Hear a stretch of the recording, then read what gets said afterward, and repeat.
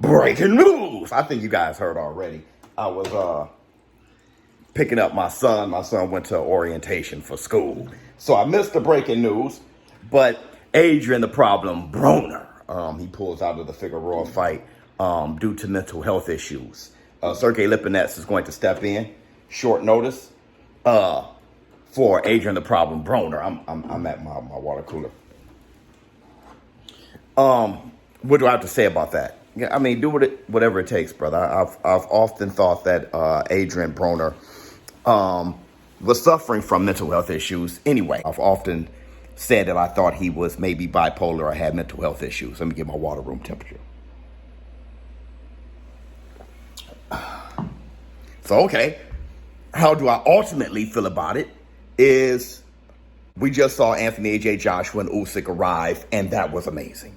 Did you hear what Anthony Joshua had to say about knocking out Usyk? What do you make of Usyk's physique? He looks like he's bulked up for this fight. Is that saying to you that he's coming for a war?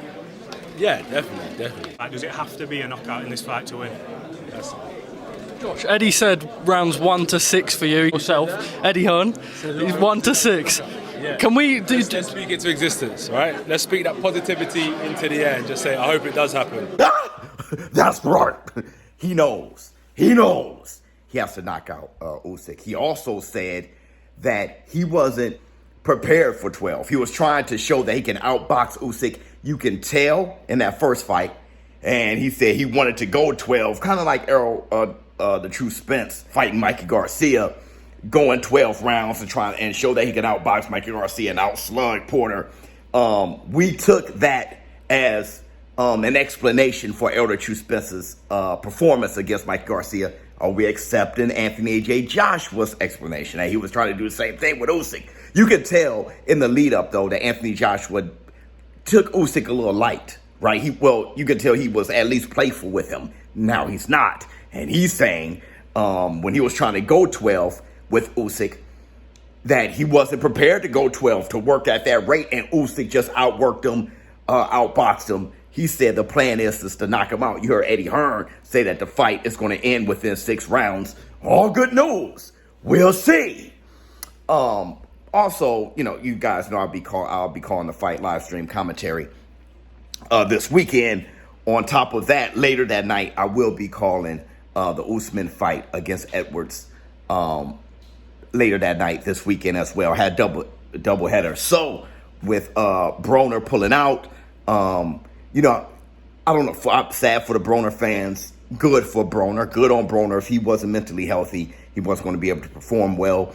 But good on me because now I don't have to turn back and forth, and I can just call the UFC fights later that night.